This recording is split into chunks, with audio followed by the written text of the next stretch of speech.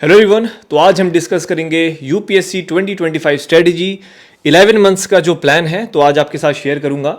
ये वीडियो बहुत ज़बरदस्त होने वाला है और इस वीडियो में मैंने जो 25 की जो स्ट्रेटजी है उसको बहुत अच्छे तरीके से यहाँ पे एक्सप्लेन किया है।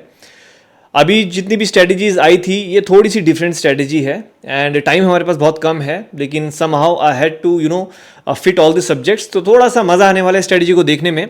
और आगे बढ़ने से पहले एक बहुत इंपॉर्टेंट चीज़, एक बहुत बिग अनाउंसमेंट इस वीडियो में मैं शेयर करूंगा एंड वो चीज़ आप सभी एस्पिरेंट्स के लिए एक गिफ्ट है जो जल्द ही मैं लॉन्च करने वाला हूं। तो थोड़ा सा वीडियो को ध्यान से देखिएगा। तो सीधे स्टार्ट करते हैं विदाउट वेस्टिंग द टाइम, ठीक है। देखिए भैया, हमारे पास कुल मिला के 11 मंथ्स हैं, जुलाई से लेके मई तक, ठीक है। तो मई एंड में एक्सपेक्टेड है एग्जाम, तो हमारे पास हैं कुल मिला के 11 मंथ्स, ठीक है। अब देखिए यहाँ पर मैंने क्या किया है, सबसे पहले अगेन मैंने जो हमारे 11 मंथ्स हैं उनको मैंने 4 फेजेस में डिवाइड किया है। फेज 1 में हम कवर करेंगे अपने कोर सब्जेक्ट्स को, तो फेज 1 में हम कवर करेंगे अपने कोर सब्जेक्ट्स को और साथ में ऑप्शनल। फेज 2 में हम कवर करेंगे अपने मेंस के सब्जेक्ट्स को। फेज 3 में करेंगे यहाँ पर जीएस कोर रिमेनिंग। देखो यहाँ पर ना स्ट्रेटजी को मैंने थोड़ा सा मॉडिफाई किया है क्योंकि टाइम है हमारे पास कम। तो हमारी जो ट्रेडिशनल अप्रोच होती थी कि भाई पहले कोर सब्जेक्ट्स करेंगे, फिर मेंस के 1-2 सब्जेक्ट्स देख लेंगे, फिर रिवीजन करेंगे, तो यहाँ पे देखो टाइम कम है तो थोड़ा सा मेरे को ना कुछ चीज़ों को मर्ज करना पड़ा। आगे मैं समझाऊंगा आपको, यानी कि ये मान के चलीजिए कि आपका 1-2 महीना मैंने बचाया है। फेज 4 में है आपका प्रीलिम्स ओनली, ठीक है। तो चलिए सीधे आगे बढ़ते हैं। देखो वीडियो को थोड़ा सा ध्यान से देखिएगा तभी आपकी चीज़ें समझ में आएंगी, वरना अगर आप स्किप करके देखोगे तो बहुत इंपॉर्टेंट चीज़ें होती है जो मैं बीच में समझाता हूँ वो आप मिस कर दोगे। देखिए सिंपल सी बात यह है, जो फेज 1 है जुलाई से लेकर नवंबर तक चलेगा आपका 5 मंथ्स, क्लियर कट है। इससे ज़्यादा आपने नहीं टाइम देना, ये मैक्सिमम टाइम मैंने ऑलरेडी दे रखा है। यहाँ पे आपने करने अपने कोर सब्जेक्ट्स को टारगेट। हमारे core subjects history, geography, polity and economics, और साथ में आपने टारगेट करना है ऑप्शनल को, ठीक है। तो कहने का मतलब यह कि आपका ये एक टारगेट होना चाहिए कि भैया नवंबर तक मेरा ऑप्शनल कवर हो जाना चाहिए अलॉन्ग विद दिस 4 सब्जेक्ट्स। बाकी आपको कुछ करने की ज़रूरत नहीं है, ये आपका सबसे प्रायोरिटी है आपकी प्रिपरेशन की सबसे ज़्यादा, ठीक है। अब यहाँ पे आप सब्जेक्ट को कैसे भी लेके चल सकते हो। आप चाहे पहले पॉलिटी से स्टार्ट कर सकते हो, इकोनॉमिक्स से स्टार्ट कर सकते हो, ज्योग्राफी से कर सकते हो, आपकी चॉइस है जिसमें आप कंफर्टेबल हैं। यहाँ पे मैंने आर्ट एंड कल्चर को भी इंक्लूडेड कर रखा है विद द हिस्ट्री इटसेल्फ, क्योंकि अगर आप हिस्ट्री को अच्छे से पढ़ लेते हो, हिस्ट्री में थोड़ा टाइम आपको ज़्यादा देना पड़ेगा, ठीक है। हमारे पास 5 मंथ्स हैं तो आप हिस्ट्री में आर्ट एंड कल्चर भी इंक्लूडेड है तो 40 डेज समथिंग दे सकते हैं।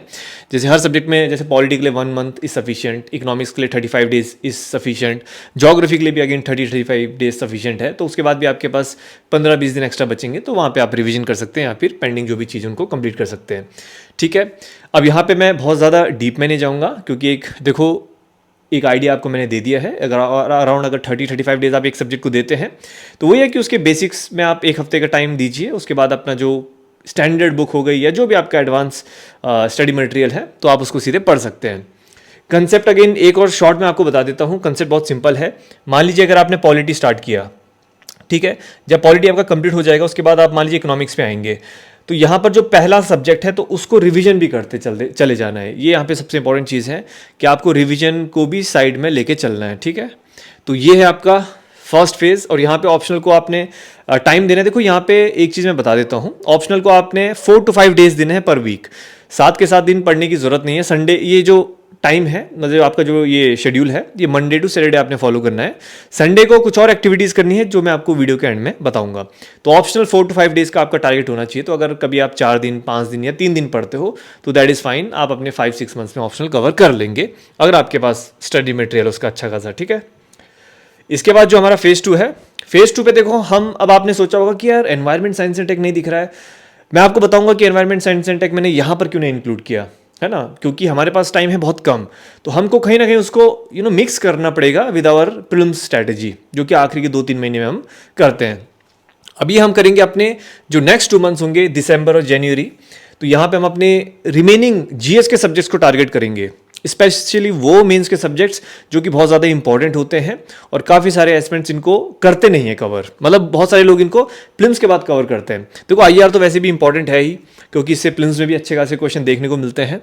अगेन इंटरनल सिक्योरिटी है, करंट ओरिएंटेड है, तो बस आपको थोड़ा अवेयर रहना है, थोड़ा करंट अफेयर्स में अच्छा फोकस करिए। लेकिन this is very important, ethics, ठीक है भाई। आपका जीएस पेपर 4 है, 250 मार्क्स का है एंड बहुत जल्दी कवर हो जाएगा आपका। ट्रस्ट मी, अगर आप इसको 20-25 डेज देते हैं बड़े आराम से आपका एथिक्स कवर हो जाएगा। मैंने फिर भी 2 महीने थोड़े से ज़्यादा दे रखे हैं, क्यों? क्योंकि यहाँ पे आपने जीएस जो आपने कोर सब्जेक्ट्स पढ़े हैं इससे पहले वाले फेज में, उनको रिवाइज करना है यहाँ पे, और साथ में थोड़ा बहुत ऑप्शनल को भी आप रिवाइज करेंगे, यानी कि इसलिए मैंने यहाँ पे 2 महीने दे रखे हैं, ठीक है। इसका मतलब ये नहीं है कि आपने सिर्फ जो स्क्रीन पर चीज़ें मैंशन है वही करनी है, साथ में और भी चीज़ें आपने करनी है जो आप पास्ट में पढ़ चुके हैं। तो ये आपका 2 मंथ है, अगर आप इसको 30 डेज देते हैं और 15-15 इनको देते हैं तो अपने में ये 2 महीने में अच्छे से कवर हो जाएगा। अब आपने सोचा होगा जो बाकी जीएस के सब्जेक्ट्स हैं, जो रिमेनिंग जीएस के सब्जेक्ट्स हैं, जैसे गवर्नेंस हो गया, सोशल जस्टिस हो गया, सोशल इश्यूज हो गया, ये बहुत छोटे छोटे सब्जेक्ट्स हैं। किसी भी कोचिंग के आप उठाइए नोट्स और ये 4-4, 5-5 दिन में कवर हो जाएंगे, और आप इनको प्रीलिम्स के बाद कवर कर सकते हो। प्रीलिम्स से पहले करना इज़ नॉट मैंडेटरी, ठीक है। तो इनको, ये सबसे ज़्यादा इंपॉर्टेंट होते हैं जीएस रिमेनिंग सब्जेक्ट्स में, तो इसलिए मैंने इनको यहाँ पे ऐड किया, ठीक है। उसके बाद आते हैं हम फेज 3 में। अब देखो यहां पर मैंने ऐड किया है एनवायरमेंट और आपके साइंस एंड टेक को, तो जो 2 मंथ्स है हमारा फेब मार्च। अब देखो यार, मैंने यहां पे क्यों ऐड किया इसको? देखो एनवायरमेंट और साइंस एंड टेक आज की डेट में बहुत ज्यादा है डायनेमिक, ये दोनों सब्जेक्ट्स हैं बहुत डायनेमिक, ठीक है।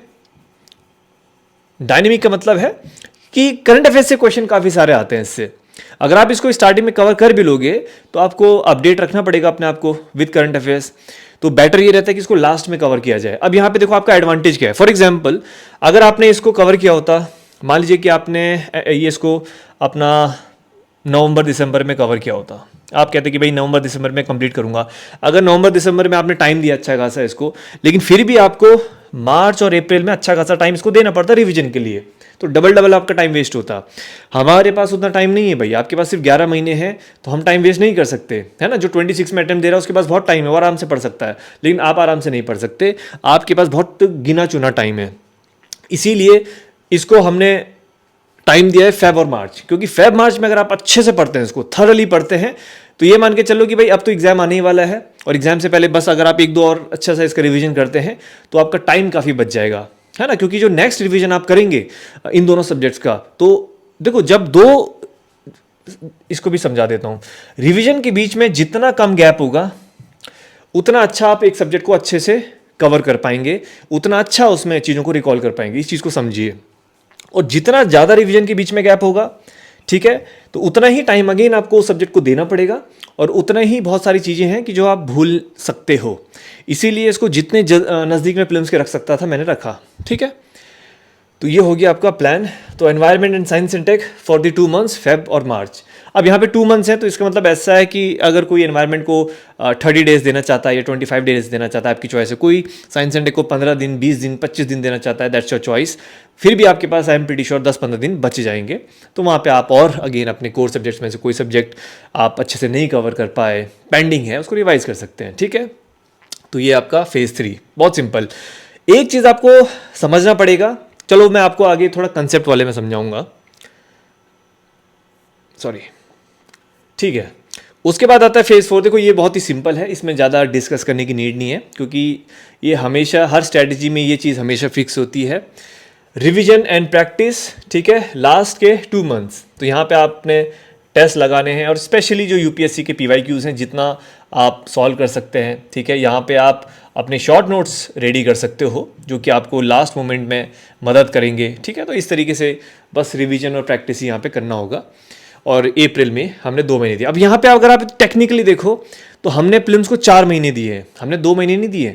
फेब से हमने एकदम स्पेसिफिक प्री की तैयारी करनी स्टार्ट कर दी थी, फेब, मार्च, अप्रैल में, तो हमने प्रीलिम्स को 4 महीने दिए हैं, और इससे हमारे सारे सब्जेक्ट्स भी कवर हो रहे हैं और टाइम भी वेस्ट नहीं हो रहा है। तो इस तरीके से स्ट्रेटेजी को मैंने फ्रेम किया है, ठीक है।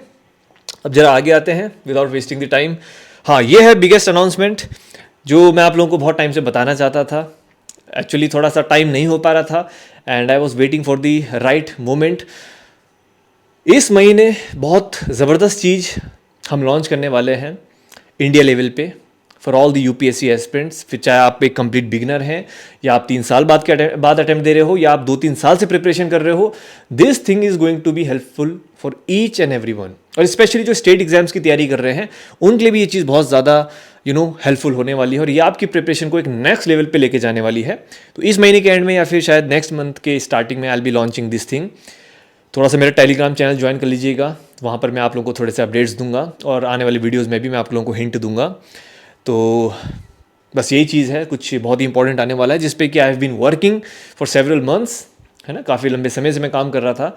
एंड डेफिनेटली यार ये एक ऐसी चीज़ है जो शायद in my life I am launching this for the first time, और शायद I am lucky that I am able to launch such thing for all the UPSC aspirants. और पूरी जो यूपीएससी कम्युनिटी है, it is going to be very very helpful for everybody. अब ज़्यादा नहीं बोलूँगा, बट ये समझ लीजिए कि ये चीज़ आते ही आपकी मतलब अच्छी खासी टेंशन ख़त्म हो जाएगी। मतलब जो एक टेंशन रहती है ना हमारी, वो ख़त्म हो जाएगी अच्छी खासी, और प्रेपरेशन आपकी इतनी स्मूथली हो जाएगी, क्योंकि इस चीज़ को मैंने खुद से पर्सनली डिज़ाइन किया, अच्छे से इस पर काम किया है। एंड जो मेरी स्ट्रैटेजी में चीज़ें मेंशन रहती हैं, तो मैंने कोशिश करी कि वो सारी चीज़ें यहाँ पर डालूँ, ठीक है। तो आई होप थोड़े बहुत समझ गए होंगे। कमेंट सेक्शन में आप गैस कर सकते हैं कि ऐसा क्या लॉन्च होने वाला है। बैच नहीं है, बैच के बारे में नहीं है, ठीक है। बैच से वैसे भी I am not so much interested in launching the courses, batches, वो मेरा फंडा नहीं होता है। मेरा फंडा सिर्फ इतना सा है कि अपने एक्सपीरियंस के थ्रू आप लोगों को गाइडेंस प्रोवाइड करूँ, ठीक है ना। And this thing is something which is going to help you a lot, ठीक है। तो that's it, launching something big this month for all UPSC and state exam aspirants.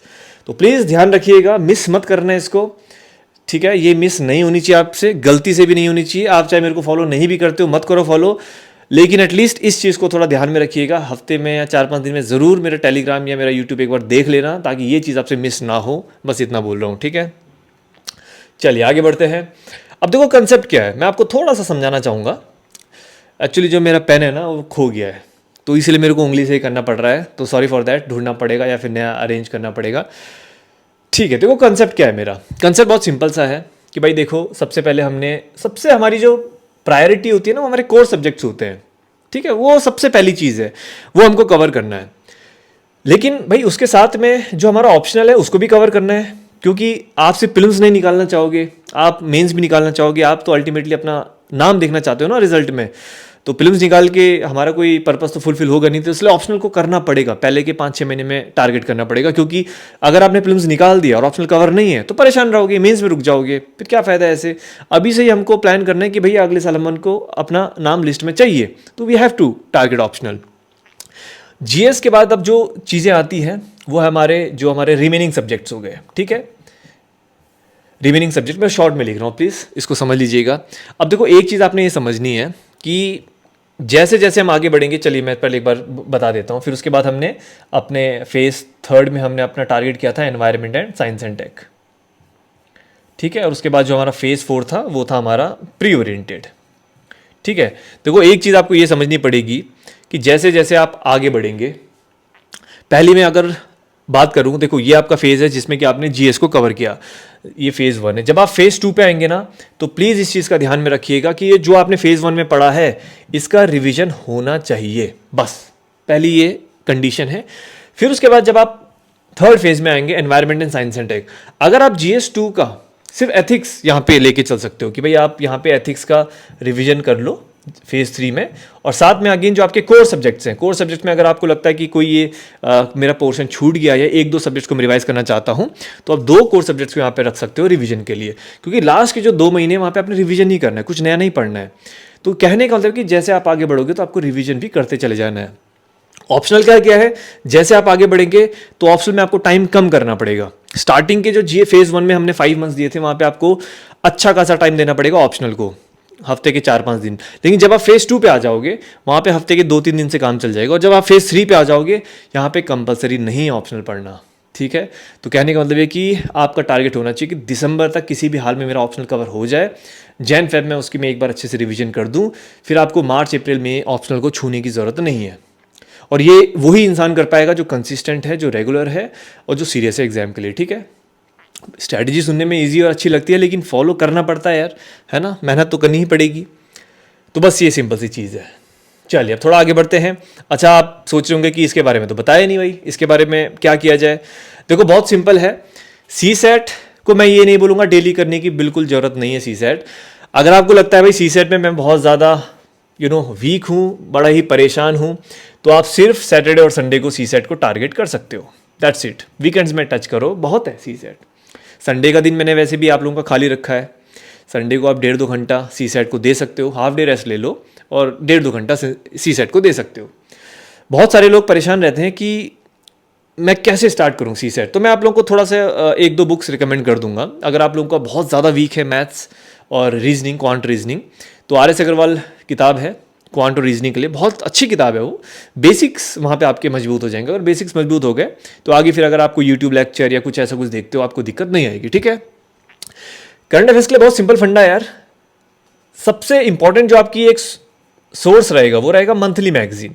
किसी भी कोचिंग का मंथली मैगजीन आप फॉलो कर सकते हो, ठीक है, जिसको आप कंफर्टेबल है, जिसमें भी एक मंथली मैगजीन मैंडेटरी है, वो आपका प्राइमरी सोर्स रहेगा।